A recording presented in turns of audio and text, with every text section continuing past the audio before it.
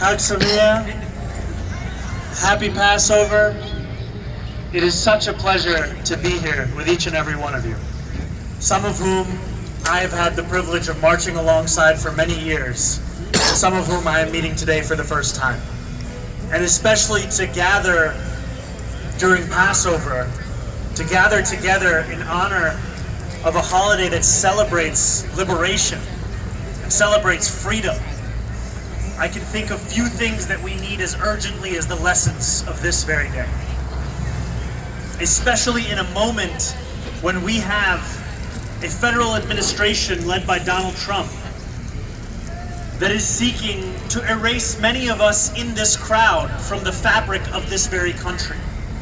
Not just its history books, but its present day as well.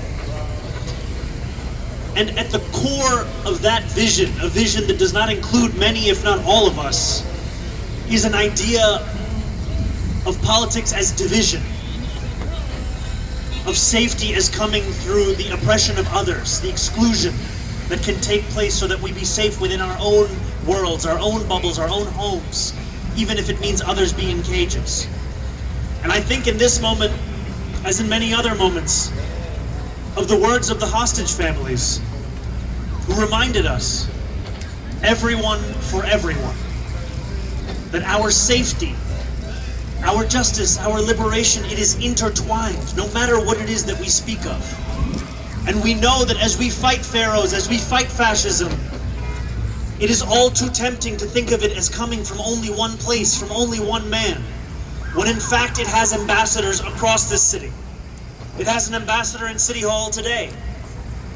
It has an ambassador in a luxury high-rise in Midtown looking to be in City Hall tomorrow.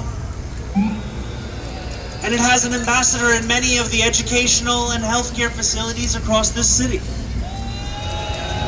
Because as we think about the fight that so many of you have waged to keep families together, and we think about Mahmoud Khalil being separated from his 8-month pregnant wife, Noor, who is just about to give birth.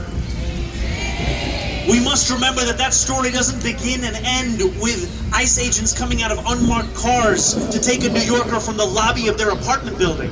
It also has to include a chapter on the silence of Columbia University. The silence to an email that was written just 24 hours before about how this same New Yorker feared for his life. An email that was echoed by another Palestinian green card holder who was then arrested coming out of his citizenship interview in Vermont.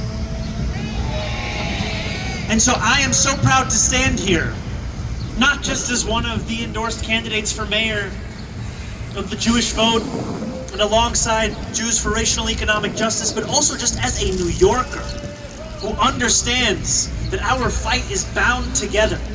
And that solidarity is not just a slogan, it is an act that we must conduct each and every day.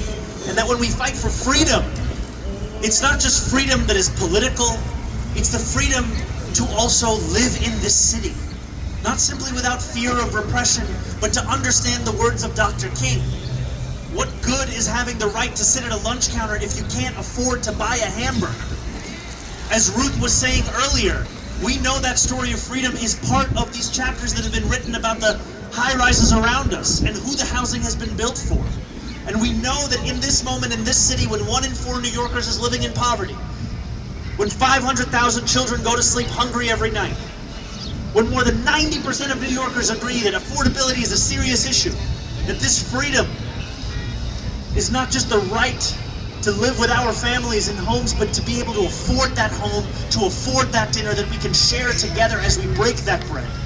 And I am honored to be here alongside each and every one of you who have been fighting for that dignity longer than I've even been alive. And I know that we have 68 days to defeat the pharaohs of today, but we have a lifetime of struggle that we will embark upon to ensure that this city no longer is the answer to how this country got Donald Trump, but instead the alternative